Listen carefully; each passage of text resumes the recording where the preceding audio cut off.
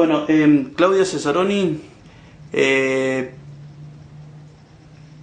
no, mejor dígame usted la presentación, así sé también a dónde pertenece. Bueno, soy Claudia Cesaroni, soy abogada, magíster en criminología y integro el Centro de Estudios en Política Criminal y Derechos Humanos, CEPOC. Y bueno, vengo trabajando sobre el tema de la cárcel, la situación de los adolescentes privados de libertad. Y acabo de publicar un libro que se llama Masacre en el Pabellón Séptimo sobre un hecho brutal que sucedió en la cárcel de Devoto en el año 78. Bien, hoy hay en análisis, o por lo menos un proyecto tendiente a bajar o a disminuir la edad de imputabilidad de los menores.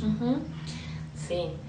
Bueno, en realidad es una discusión que reaparece cada tanto, o frente a algún hecho cometido por un chico menor de 16 años, o como en este caso, y creo que con una mala estrategia, en medio de una campaña electoral, ¿no? La Argentina tiene un régimen penal de la minoridad que fue creado en la época de la dictadura, en el año 1980.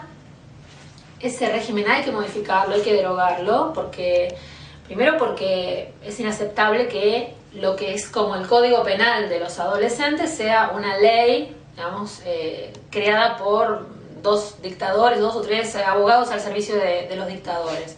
Entonces, el sistema democrático tiene la obligación de crear un régimen penal juvenil, respetuoso de todos los derechos que tiene que tener cualquier persona, más el plus de derechos que tienen que tener los adolescentes por su condición justamente de ser personas en proceso de crecimiento. Pero además es una obligación que tiene el Estado argentino frente a la comunidad internacional, porque la Argentina tiene un triste privilegio, que es haber aplicado penas de prisión perpetua a personas menores de edad, es decir, penas de prisión perpetua a adolescentes por delitos que cometieron cuando tenían menos de 18 años. Ningún país de América Latina ha aplicado ese tipo de condenas. 4 de esas condenas fueron aplicadas en Mendoza, una en San Rafael y 3 por la Cámara Penal de Menores de Mendoza, integrada entre otros por los doctores Brandi y Parma. Y un tercer integrante cuyo nombre en este momento no recuerdo. Esas condenas llevaron a que el Estado argentino sea condenado por el sistema interamericano. Esas condenas produjeron la muerte de uno de los condenados, Ricardo Videla Fernández, en junio de 2005, y parte de la condena de la Corte Interamericana al Estado argentino, o sea, lo que la Corte le dice al Estado argentino que tiene que hacer como reparación de ese daño enorme que implicó aplicar penas de prisión perpetua a adolescentes, es modificar su régimen penal juvenil. Es decir, es una obligación que tiene el Estado Democrático de Derecho con los adolescentes y que tiene también el Estado ante la comunidad internacional.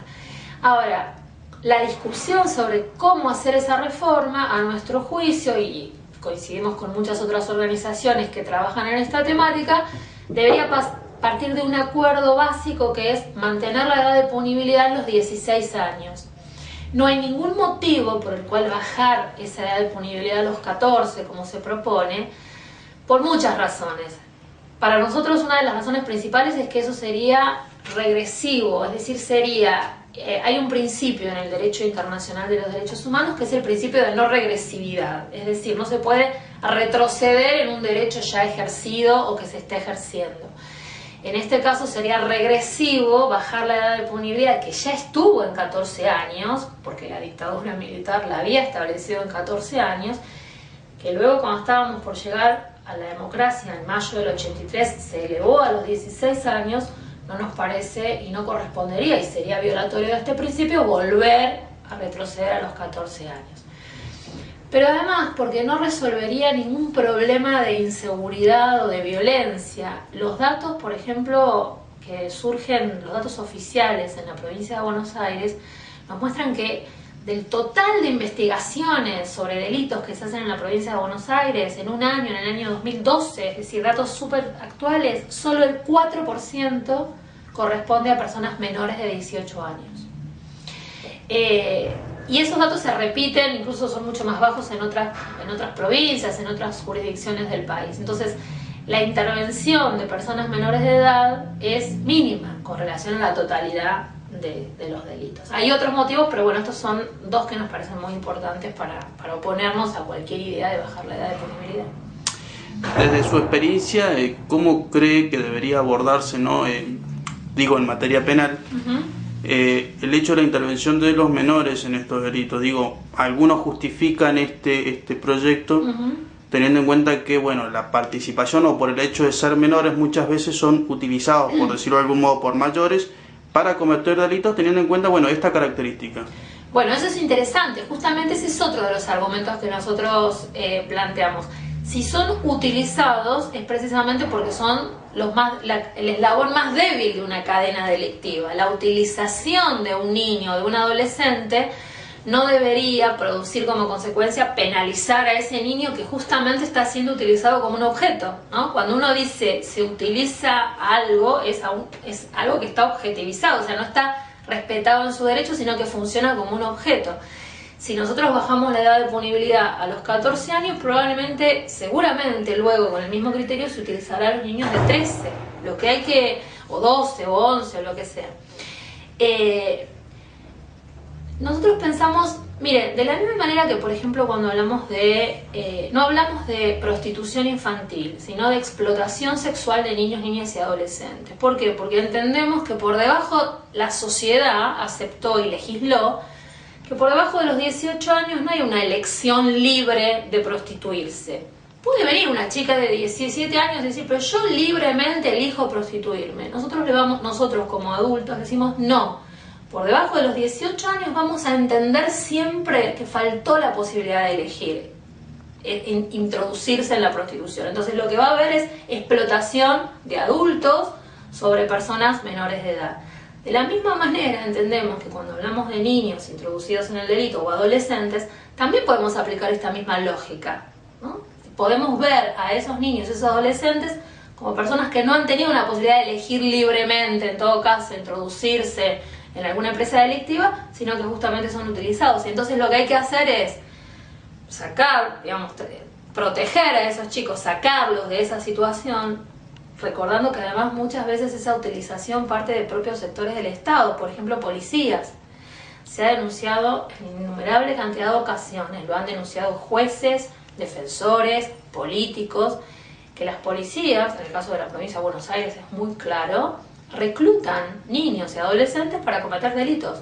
Y cuando esos niños y adolescentes no quieren seguir cumpliendo esa función, llegan a desaparecer, como el caso claro de Luciano Arruga. Entonces, ir sobre esos niños, sobre esos adolescentes, en lugar de ir sobre los responsables adultos, políticos, policiales, judiciales, nos parece que es un gravísimo error. Bien, y respecto a los cuestionamientos que hoy por hoy realiza un sector importante de la sociedad en materia de seguridad, digo, ¿cuál es la mirada que debe tener precisamente la sociedad? Porque muchas veces reclama justicia, reclama justicia para todos, dicen, son menores, cometen delitos, justicia. Digo, ¿cuál es la mirada realmente que debería tener la sociedad para poder decir, bueno, es cierto, ha sido utilizado, debemos castigar con ciertos mecanismos a los responsables, por ejemplo, un mayor? Digo, ¿de qué manera por ahí conformamos, por decirlo de algún modo, a esta sociedad que reclama justicia? Sí, yo creo que en realidad muchas veces lo que se reclama es castigo más que justicia, ¿no? Porque la idea de justicia está asociada directamente con el castigo y con la cárcel. Yo creo que hay que seguir discutiendo que la justicia, encontrar justicia, primero, depende de cada caso, ¿no? Hay casos en los que hay niños involucrados en un robo, en un hurto, en sacar un celular. Bueno, ahí funciona mucho mejor lo que se llama la justicia restaurativa, la reparación. En lugar de aplicar una pena de prisión, en lugar de someter a un proceso penal, lo que perfectamente se puede hacer es ver cómo se puede reparar ese daño.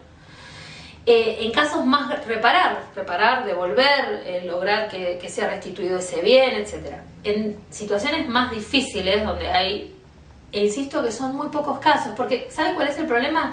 Que muchas veces terminamos discutiendo o haciendo políticas para toda una franja, en este caso una franja etaria, de todos los chicos de 14 y 15, por 2 o 3 casos que suceden en años. Entonces, yo creo que hay que dimensionar. Yo acabo de dar una cifra que es bastante significativa. El 4% del total, es decir, de 600.000 causas que se abren en un año, casi 700.000, en la provincia de Buenos Aires de 700.000, solo 30.000 involucran a menores de 18 años. Usted me dirá, bueno, son muchas, sí, pero comparativamente con las que realizan los adultos, son solo el 4%.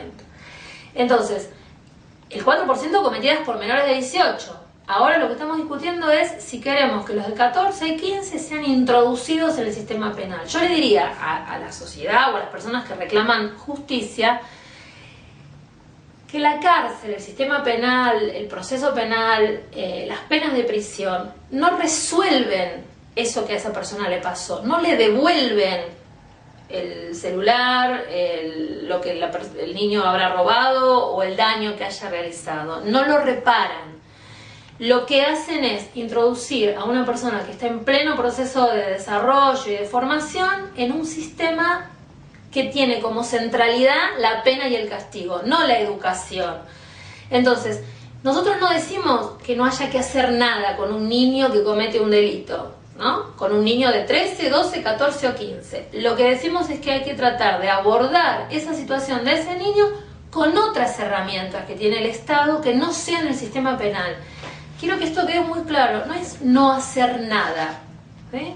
Es utilizar, por ejemplo, las áreas de protección de derechos, ver si ese niño está, por ejemplo, siendo utilizado por adultos, si no está yendo a la escuela, si no está siendo atendido como se debe en alguna adicción que pueda tener, si su familia no funciona como debería funcionar una familia para acompañar a un adolescente, acompañar a esa familia.